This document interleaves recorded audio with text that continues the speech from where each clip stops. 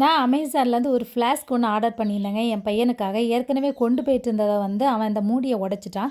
சிப்பர் மூடிய உடைச்சுட்டான். அது குடிக்கிறதுக்கு தான் நல்லாயிருக்கும்.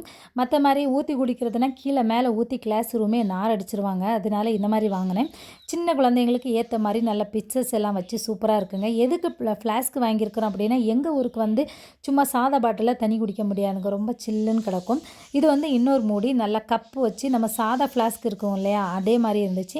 அவன் ஏற்கனவே இந்த பாட்டில் தான் கொண்டு போயிட்டுருந்தான். இது வாங்கி 3 வருஷம் ஆயிருச்சுங்க. என் பாப்பா 2 வருஷம் கொண்டு போயிட்டுருந்தா.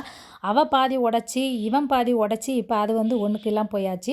இந்த லாக் பண்ணக்கூடிய இடத்துல ஒரு சின்ன பீஸ் போயிருச்சு கீழ விழுந்து. இப்ப அது லாக் பண்ணவே முடியல. அதில மேல இருக்க கொண்ட கிண்டையெல்லாம் உடைஞ்சு ரொம்ப நாளாச்சு. இது நல்ல சூடு நிக்குங்க. சூப்பரா இருக்குது. ஆனா இது இன்னொரு மூடி. நம்ம சாதா ஃப்ளாஸ்க் இருக்கு இல்லையா? அதே மாரி. இதில நல்லாருக்கு. இந்த மேல உள்ள பெயிண்ட் மட்டும் கொஞ்சம் இளகி போயிருக்கு. அவன் நல்லா தண்ணி குடிக்கிறான்னு சொல்லிட்டு அவங்க மேம் ஸ்டிக்கர்ஸ் எல்லாம் ஒட்டி குடுத்துருக்காங்க பாருங்க. இந்த மாரியெல்லாம் பண்ணாதாங்க கொஞ்சம் நல்லா தண்ணி குடிக்கிறாங்க. என் பாப்பாவுக்கு இந்த வருஷத்துக்கு இந்த ஃப்ளாஸ்க் தான் வாங்கியிருந்தேன். அவள் இன்னைக்கு நான் தம்பி பாட்டிலே கொண்டு போறேன் அப்படின்னு சொல்லிட்டு கொண்டு போயிட்டா. அவங்க மேம் சிப்பர் பாட்டில தான் கொண்டு வரக்கூடாதுன்னு சொல்லியிருந்தாங்களா. இப்போ அவளுக்கு கொண்டு போறது ஓகேவா இருக்கு. நீங்க இந்த மாரி வாங்கியிருக்கிறீங்களா இல்லையான்னு சொல்லுங்க. வீடியோ பிடிச்சிருந்தா லைக் பண்ணுங்க. Thank you.